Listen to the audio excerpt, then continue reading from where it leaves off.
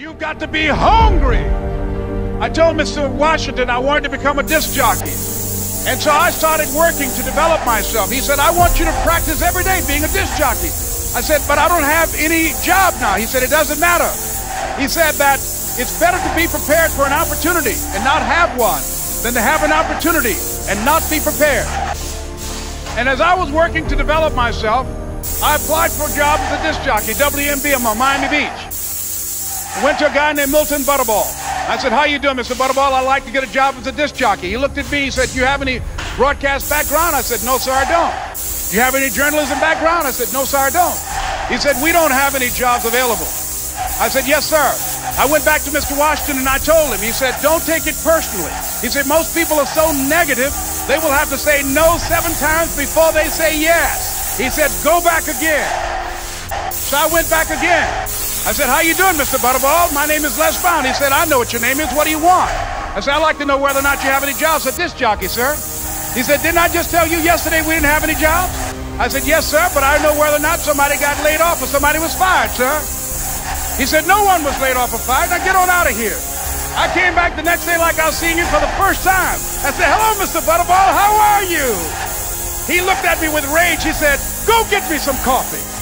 I said, yes, sir. And I went to get him some coffee. After a while, I would get their lunch and dinner, and I would go in the control rooms and take the disc jockeys their food, and I would not leave until they would ask me to leave. One Saturday afternoon, while I was at the radio station, a guy named Rock was drinking while he was on the air. I was the only one there, looking at him through the control room windows, walking back and forth, young, ready, and hungry. Pretty soon the phone rang and it was the general manager.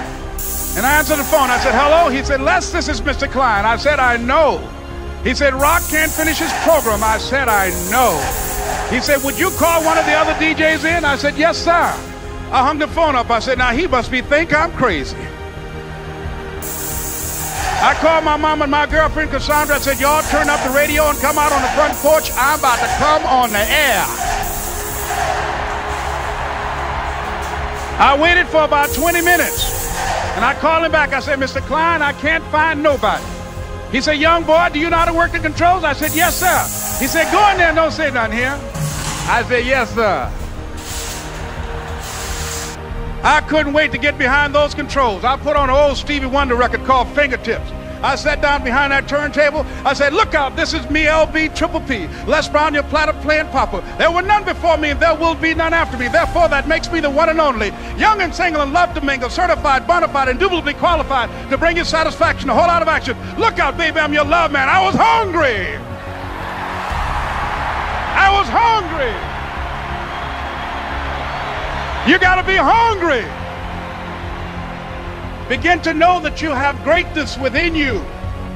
And if just one of you here begin to envision yourselves as being blessed and highly favored to reach your goals, if just one of you capture the essence of what that means, that you have greatness within you and a responsibility to manifest that greatness, that you can make your parents proud, you can make your school proud, you can touch millions of people's lives, and the world will never be the same again because you came this way.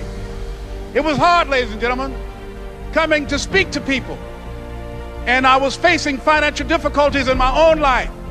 I was behind on my bills and my dreams, and I'm saying to them, you can live your dream. It was hard, ladies and gentlemen. It was very difficult to pick myself up each day believing that I could do it. There were times that I doubted myself.